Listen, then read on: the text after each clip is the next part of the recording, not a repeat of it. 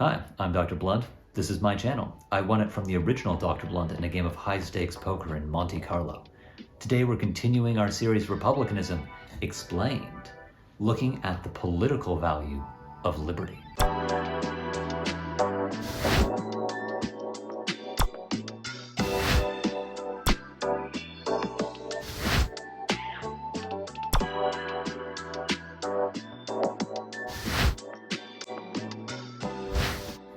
When we talk about freedom, it's easy to get caught in, hack political sentimentality, right? We get pictures of the stars and stripes and eagles flying everywhere, or, Marianne leading the French people against the Bourbon tyranny. We tend to just say, yeah, freedom is just an obvious good. But we need to actually think carefully about why we value political freedom, especially if we're going to make the argument that freedom is the value that the state should protect. So what I want to do in this episode is explain why freedom as non-domination is at the core of the Republican political project. A question that anyone who's been watching this series ought to have is, why should I prefer the Republican conception of freedom as non-domination over the liberal conception of freedom as non-interference? The answer, according to Philip Pettit, is that freedom as non-domination provides us with resources to address three particular challenges that freedom as non-interference really isn't equipped to deal with. The first of these problems is the problem of uncertainty.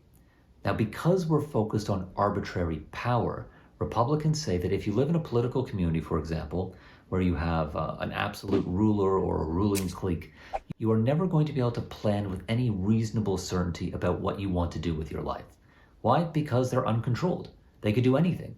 Now you might think to yourself, well, look, I am going to get a university education. But it might be that, Joseph Stalin decides that you need to go down the mines to pull out iron ore for the second 5-year plan, right? You don't have any control to dispute this. So you might always be thinking, well, it'll be nice if this happens, but I can't be sure it's going to happen, so maybe I'm just going to give up on my ideas. This is a diminishment of personal autonomy in a serious way. And the liberal idea of non-interference just doesn't care. So long as the power is not used, you are free. But Republicans will say, if this power is held back, you are still unfree. Remember the theorem, domination can exist even when there is no active interference. It's simply the potential for interference that makes you less free. The second factor follows from this. If we are in a condition where we are subjected to arbitrary power, if we're dominated, we are always going to have to be thinking about strategies to appease the powerful, right? If someone can interfere in your choices, you're going to wake up in the morning and think, how am I going to keep them sweet? How am I going to make my tyrannical boss happy? How am I going to please the local party leader? How am I going to sort of make sure the person who can wield that veto over my choices doesn't do it? Now that takes up a lot of energy. This is not a free condition. If you're always thinking about that, it seems like you're more like a slave than a free person. And again, with non-interference, they're just going to say, well, if they're not executing the power, you're free. Even if you're thinking about how to strategize, how to get on their good side, how to keep them sweet. And the last factor is the problem of social subordination, right? If you are under someone's arbitrary power and you're strategizing about how to keep them sweet, you're going to do a lot of doffing the cap, tugging the forelock, bowing, scraping, debasing yourself, not being able to look them in the eye. And this is one of Pettit's sort of, I think, most interesting observations about freedom. He says freedom needs to pass the eyeball test. If you can look another person in the eye, then you are free. But if you feel like you have to avert your eyes because they can, say no to you, they could rip away your dreams, they can take away your home, they can take away your possessions. If you're under their power, you're going to avert your eyes, you're going to look away because you're weaker than them and you're going to be aware of it.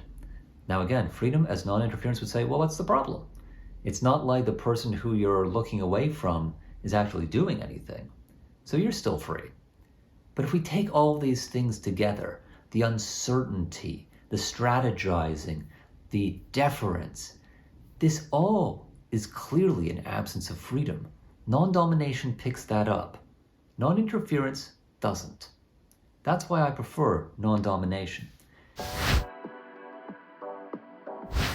In fact, Pettit argues that these three things make non-domination a primary social good. Now, this is an idea from a man, John Rawls. John Rawls says that primary social goods are those things that we need and want regardless of everything else. No matter what you want to do with your life, you need freedom as non-domination in order to do them. Now, there's a whole raft of categories that can get considered a primary social good, but Pettit makes a very strong case that freedom as non-domination must be one of them if you want to exercise a minimal amount of autonomy over your life. And this provides us with an entry into politics, right? Because freedom as non-domination isn't like the Stoic idea of freedom as self-mastery. It's not something that can ever be secured independently. Freedom from domination requires institutions to be realized. It requires social coordination. No one can do it by themselves. So we need to create a state in order to protect us from those who would take our freedom away. And this is another interesting distinction between libertarians and liberals and Republicans on the other hand. Now, libertarians and liberals seem to tolerate the state. They recognize that some form of state, usually quite minimal, is necessary because of, the various problems of the Hobbesian state of nature, for example. Whereas Republicans say, well, the state isn't a compromise. The state is a necessary condition to be free. Republicanism tends to view the state through a consequentialist lens. A good state is the one that promotes freedom as non-domination in its widest extent and deepest intensity. This is, it makes sense to me, but I think we need to add a little bit of a caveat there, because there is a deontological case for republicanism, right? And we can see this in the work of Immanuel Kant. If we think that human beings are autonomous agents, not in any deep Kantian sense, just in the normal sense that I use in my lectures, then we can say, well, if we value that, then we have to value freedom as non-domination, because that is a necessary element to exercise individual autonomy. So it also has a bit of respect for persons underpinning it as well. It's really just sort of all roads lead to Rome, ha ha ha. Roman Republican joke.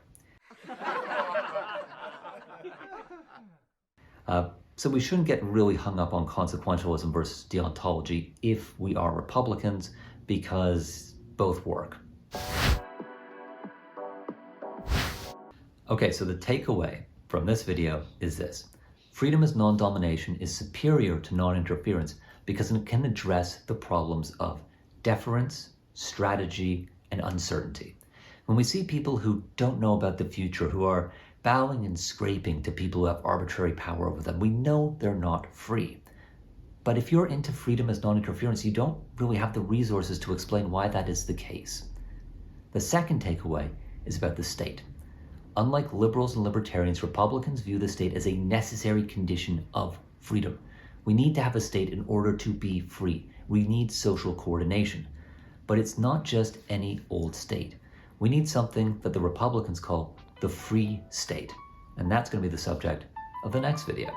Thanks for watching, and take care, everyone.